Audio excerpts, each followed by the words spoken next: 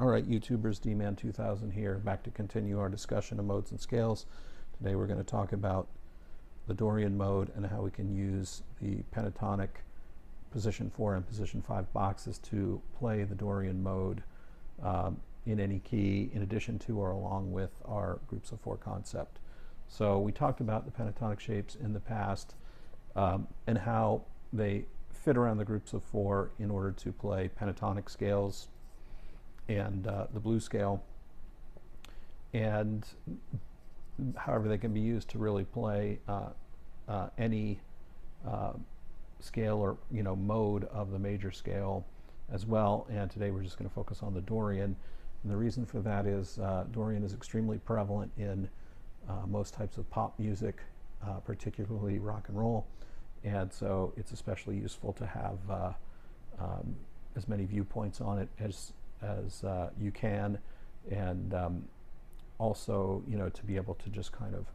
widen our concept and roadmap of the neck. So we're going to start out on the low E string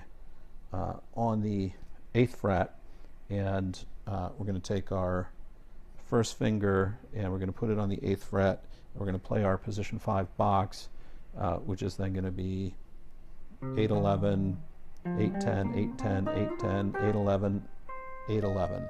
Okay, and so that is a C Dorian scale, and so what we're going to be able to do from there is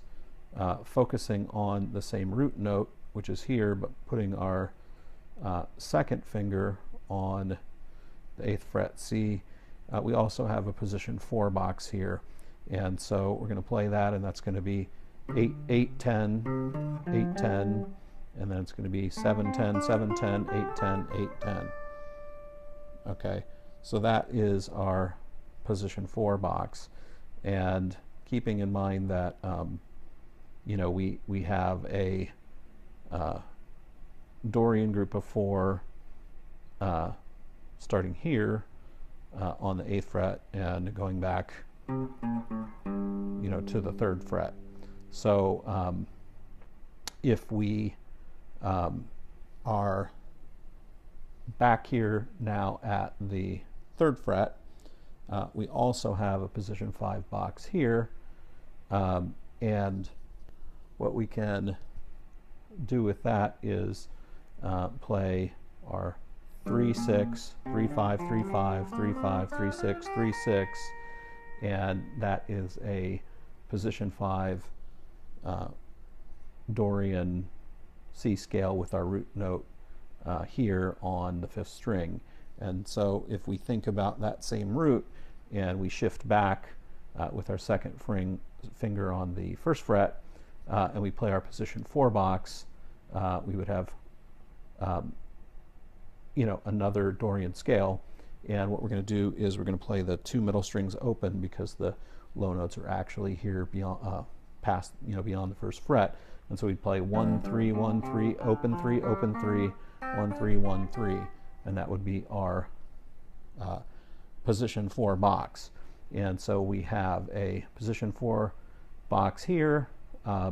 basically starting on the 1st fret, position 5 box starting on the 3rd fret, and then the other thing I want to point out is we have a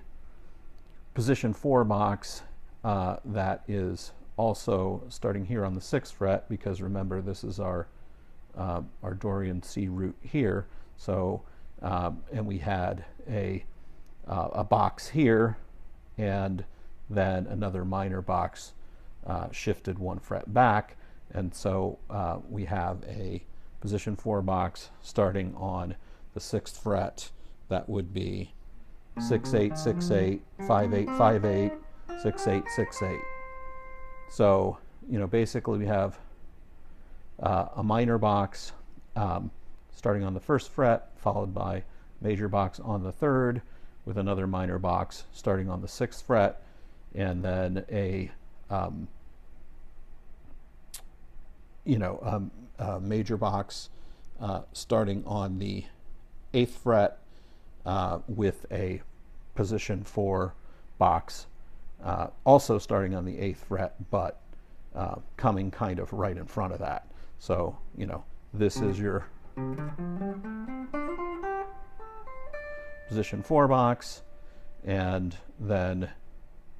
you know, your position 5 box would be here. And the other thing that I just want to point out is that in addition to all of that, you have another position 5 box here starting on the 10th fret, which would be, you know, which would bring you to 10, 13, 10, 12, 10, 12, 10, 12, 10, 13, 10, 13, okay? And then that takes you all the way to 12, where now we could actually, we would have our another, you know, so this, we're starting over as though this is the 1st fret, so we have another minor box here, and then we can just play those 2 notes on the middle 2 strings because they're right here on the 12th fret. So that, you know, took us all the way down the neck, and then what we talked about all kind of starts over at the 12th fret. And so keeping in mind that, you know, we have our top string group of 4 here, and so if we were trying to utilize this major box here at the 3rd fret, that we still have access, because this is our, you know, these notes are all in our group of 4, and so we don't have to use that fingering, we don't have to use the pinky at all. We could break it up.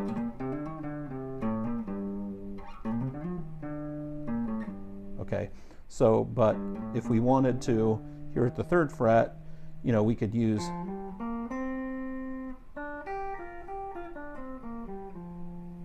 and, you know, and these would all be ways that we could work Dorian notes, or we could simply just choose to play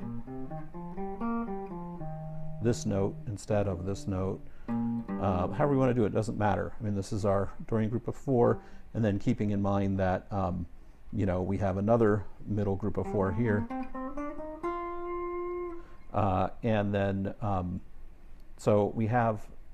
all of that at our disposal, and that, you know, you can see kind of how it lines up and kind of fits on top of the groups of 4 concept.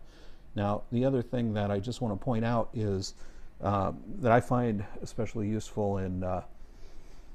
you know, when you're trying to come up with little runs or fills or whatever, is that if you take these boxes and they do, you can think of them as interlocking. So for instance, you have 4 notes here, followed by these 4 notes,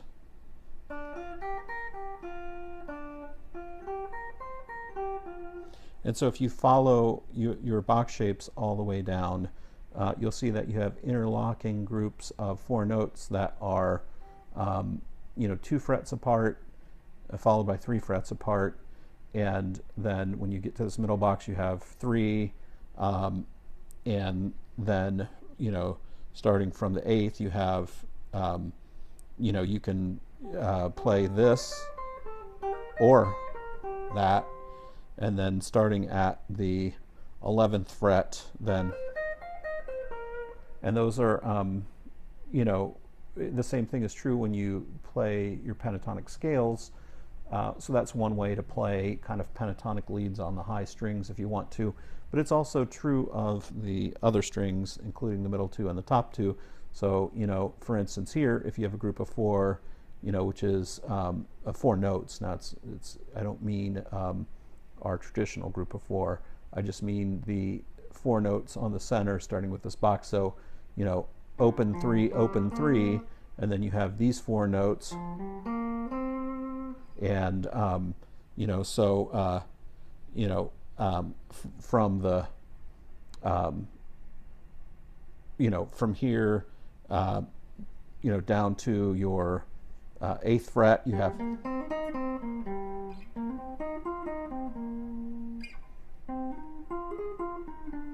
these notes actually.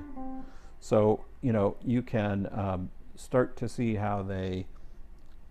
lock together and how you can use them, you know, in your playing to come up with runs, or I mean, you know, you can do all you know, all sorts of stuff with it. If you're here at 8 and you want to, you know, you can do double stops. You can use the same strategy to move octaves around, and you know, so if you want to you know, pick out octaves and move them along with the pentatonic shapes in your key, you can do that. And it's just a very useful way, I find, to look at an alternative way to play the Dorian mode using shapes that you're probably already familiar with, and then hopefully as you do that, it reinforces the concept of the groups of 4 and where those notes are, because playing the boxes up and down the neck is very useful, and you are playing the same notes, but what I find useful about the groups of 4 is you're breaking up the intervals in a slightly different way than the typical straight down box figure allows you to do. And so you can create different kinds of you know, kind of tones and a different kind of feel with that, and so it's useful to be able to slip that in if you need to. And so I think that's pretty much it for today. Feel free to leave comments, and we will see you next time. I think next time we're just going to talk, we're going to kind of recap over some of the things that we've talked about, and talk about maybe practicing and how you can use these concepts to play and develop second guitar parts or lead parts, you know, say over a backing track without ever actually having heard it before. So see you next time. Peace out.